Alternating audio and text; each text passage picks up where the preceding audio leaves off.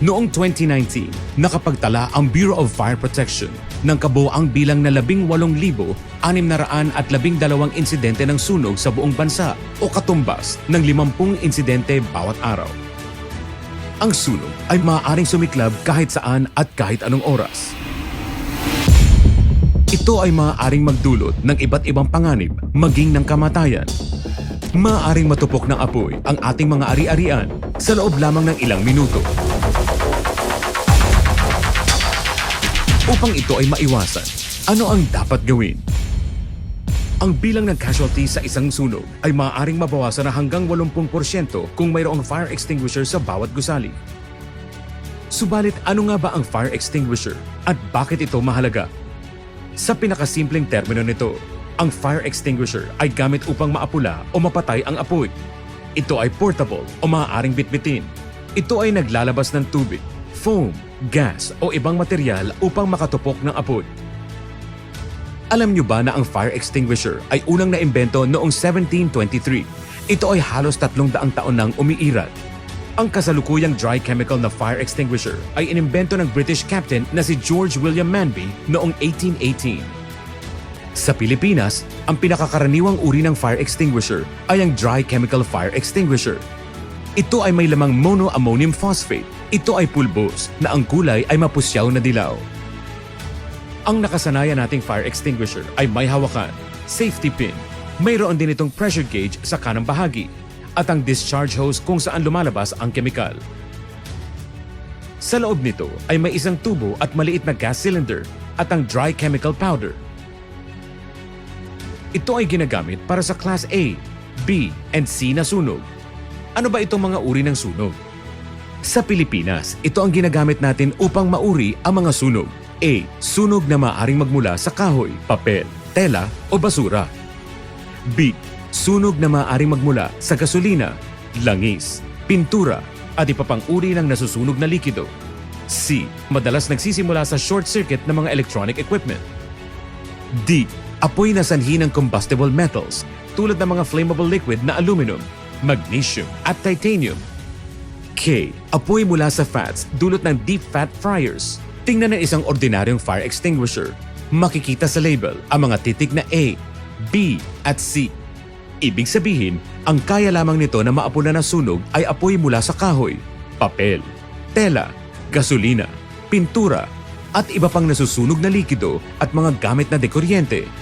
Hindi nito kayang matupok ang apoy mula sa combustible metals, animal fats at cooking oil. Ngayon ay mayroon ng Reynolds Max.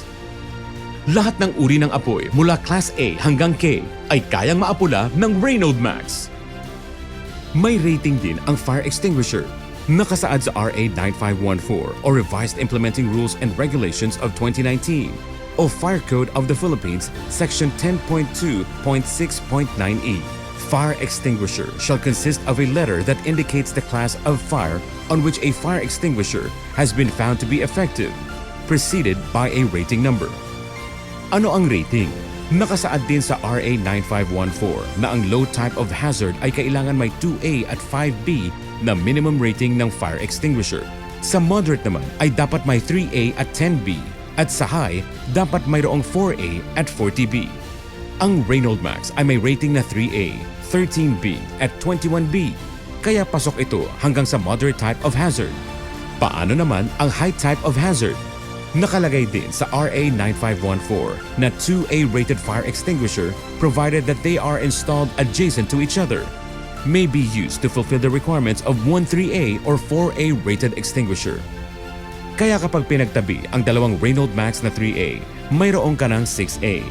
Sa B naman, kapag pinagtabi ang dalawang Reynolds Max na 21B, mayroon ka ng 42B kaya pasado na ito para sa high type of hazard. Kami ay tiwala na ang Reynolds Max ay mas malakas sa sunog. Kaya nitong matupok ang apoy sa bahay, sa mga sasakyan, sa mga kagamitan, at mga katulad nito. Sa Reynolds Max, maaari ka magluto na walang pangamba ng pagliyab ng apoy. Panatag ka na maingatan ng mga computer at iba pang kagamitan sa opisina, planta o pabrika. Maaari mo pa rin gamitin ang iyong kotse at hindi mo aalalahanin ang overheating dahil kaya ng Reynolds Max na maapula ang apoy. So Reynolds Max, ligtas ang iyong bahay, sasakyan, at iba pang mahahalagang bagay. Kailangan ng fuel, oxygen, at heat para makalikha ng apoy. Ito ang tinatawag na tetrahedron of fire o fire triangle. Ang ginagawa ng isang typical na fire extinguisher upang maapula ang apoy ay tinatanggal o pinapaunti nito ang oxygen. Gayunman, dahil ang oxygen ay nasa hangin, ang reignition o ang muling pagliyab ng apoy ay mangyayari kapag naubos ang laman ng fire extinguisher. Sa kabilang banda, maiiwasan ang reignition kapag ang gamit ay Reynolds Max dahil pinapalibutan nito ng nitrogen-propelled foam ang fuel o gatong at tinatanggal nito ang heat o init sa halip na puksain ang oxygen, na ang resulta ay mas ligtas at mas mabisang pamatay apoy. Nais mo pa ba ng dagdag na impormasyon tungkol sa Reynolds Max? At bakit kailangan Reynolds Max ang iyong piliin at hindi ang ibang ordinaryong fire extinguisher? Ang Reynolds Max Aerosol Fire Extinguisher Spray ay nagmula sa Lithuania na ginawa ng European Union. Naimbento noong 2012 na gumagamit ng nanotechnology, pinaliit, ngunit pinalakas. Hindi tulad ng traditional na fire extinguisher, hindi na kailangan na espesyal na pagsasanay upang magamit ang produktong ito. Ang Reynolds Max ay magaan at kayang gamitin ng bata at matanda. Buksan lamang ang takip at pagkatapos ay itutok ang nozzle sa apoy na may layong 3 metro tulad ng paghawak sa ordinaryong fire extinguisher. Pindutin ito at paligiran ng apoy hanggang ito ay matupok. Takpan pagkatapos gamitin. Maaari pang gamitin ang natira dito. Hindi tulad sa ordinaryong fire extinguisher na pagkatapos gamitin ay hindi na maaaring magamit ang tira. Ligtas gamitin ang Reynolds Max. Ibig sabihin, hindi mo kailangan mangamba na ito ay sasabog, hindi tulad ng tradisyonal na pamatay sunog. Tanghali ng March 13, makikita ang isang lalaking may tulak na kariton sa kahabaan ng Road 5 sa San Juan. Tumigil siya sa labas ng isang bahay. Maya-maya'y kitang lumapit si Jojo sa kariton. Kinuha niya ang isang fire extinguisher. Tinitigan niya ito, hinawakan ng 2 kamay at saka malakas na sumabog. Ayon sa kapatid ni Jojo, nalaslas ang kanyang leeg at nabali ang buto sa batok. Lumalabas sa investigasyon na ang ilalim ng fire extinguisher ang sumabog, kalawangin at may mga sugat na ang canister ng fire extinguisher kaya hindi na dapat gamitin. Na-imagine mo ba yung isang gulong na sa isang truck na sumabog that can even throw people away? Ganun ka lakas, no? Yung pressure. Ayon sa BFP, may fire extinguisher na tumatagal lang ng 2 hanggang 5 taon. Meron namang taon-taon ay kailangang ipatingin sa manufacturer. Ang Reynolds Max ay sinertipikahan ng MPA Dresden sa isang laboratorio sa Germany. Ang laman ng pamatay sunog na ito ay gawa sa Europa na nakatugon sa ISO quality standards.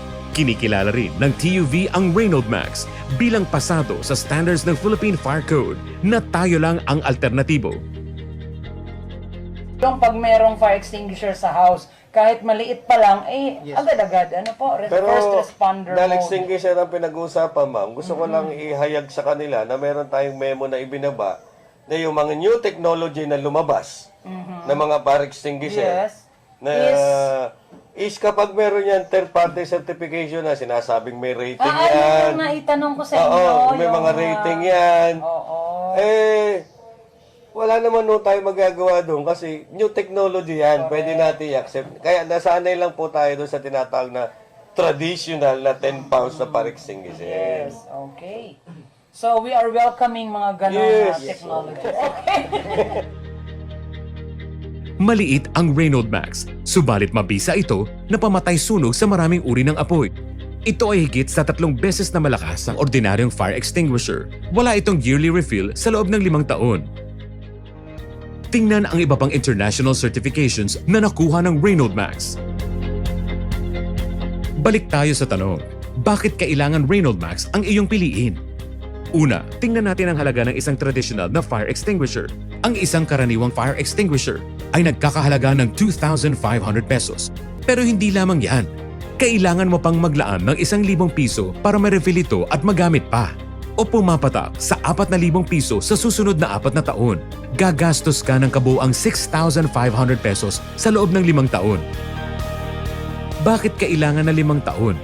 sapagkat ito ay haba ng buhay ng cylinder bago masira. Ibig sabihin, hindi mo na maaaring magamit ang cylinder pagkatapos ng 5 taon. Ngayon, nais namin ipakita ang iba pang gastos sa pagmamantina ng isang karaniwang fire extinguisher. Una sa lahat, kailangan mo matiyak na hindi barado ang hose. Hindi gagana ang unit kapag deformed ang rubber o ring. Ang pagpapalit nito ay nagkakahalaga ng 800 pesos. Ikalawa, kung may depekto ang gauge o kung may tagas, may posibilidad na walang pressure na lalabas dito. Ang pagpapalit ng gauge ay nagkakahalaga naman ng 1,200 pesos. Ikatlo, ang pagkupas ng label ay maaaring magresulta sa sapilitang pagpapalit kapag nagsisiyasat ang fire inspectors. Ang hindi pagsunod sa pagpapalit ay maaaring mangahulugan ng pagkaantala sa aplikasyon ng safety clearance. Panghuli, pangangalawang o corrosion. Hindi mo na maaaring magamit ang fire extinguisher bilang pag-iingat. Sa Reynolds Max, walang dapat ipabahala dahil ito ay ligtas at non-corrosive. Ang presyo ng Reynolds Max ay mula 2,999 pesos at hindi tataas sa 3,999 pesos. Hindi ito gaanong kamahal kumpara sa iba kung isa sa alang-alang ang kalidad, pagiging mahusay, at epektibo nito. Sa Reynolds Max, pumapatak na gagastos ka lamang ng 599.80 pesos hanggang 799.80 pesos bawat taon. Hindi tulad sa mga traditional fire extinguisher na nagkakahalaga ng 2,500 para sa unit. Dagdag pa ang refill requirement na 1,000 piso kada taon. Kung pag-uusapan naman ang kalidad, hindi naman kailangan ang maintenance sa Reynolds Max. Walang pagbabara ang hose, walang magiging depekto o tagas, at walang pagkupas ng label o corrosion. Hindi mo na kailangan gumastos pa taon-taon para sa refill. Ginagantirihan namin na hindi ito kailangan ng refill. Ang galing, di ba?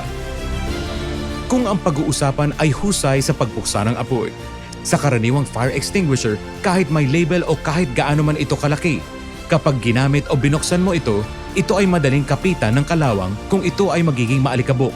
Ito ay nakakalason at highly explosive o sumasabog. Ang karaniwang fire extinguisher ay mas malaki at mas mabigat kumpara sa magaan na Reynolds Max. Maaari itong gamitin kung kinakailangan. Kung may maliit na apoy, maaari itong patayin gamit ang Reynolds Max. Pagkatapos ay takpan itong muli. Itabi at gamitin muli kung kinakailangan. Hindi ito nangangalawang. Ito ay portable at napakadaling gamitin. Higit sa lahat, ang pinakamahalaga ay kung paano gumamit ng fire extinguisher sa isang emergency. Nangangailangan ng pagsasanay ang sino mang gagamit ng karaniwang fire extinguisher.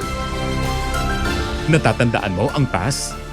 In case of emergency, maaari mo makalimutan ang ibig sabihin ng PAS, lalo na kapag nagpapanik ka. Sa Reynolds Max, ang paggamit ay madali lamang. Sabi nga, it's easy as ABC. Buksan ang takip. Itutok sa apoy. Pindutin at ispray. Paligiran ng apoy kung kinakailangan. Ayos, di ba? Sa kabuuan, ang Reynolds Max ay mabilis at madaling gamitin, mabisa at ligtas. Sa ngayon, ito ang aming malalaking kliyente. Sila ang mga unang nagtiwala ng kaligtasan ng kanilang negosyo at mga tauhan. Nais naman namin na ikaw naman ang aming susunod na mapaglingkuran. Hangarin namin na ipaalam sa iyo ang pangangailangan ng fire extinguisher at ang kahalagahan mo, ng iyong pamilya, at ang iyong mga pag-aari mula sa elementong ito na tinatawag nating apoy. Protektahan natin kung ano ang mahalaga sa atin. Dahil sa apoy, ang lahat ay maaaring maglaho sa ilang segundo.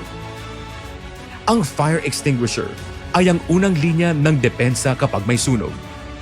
Ang pagiging handa ay makakapagligtas ng iyong buhay at ng inyong mga mahal sa buhay. Ang fire extinguisher ay maaaring maging isang tagapagligtas ng buhay, kaya upang maging ligtas, gumamit ng Reynolds Max, stronger than fire. Reynolds Max is exclusively distributed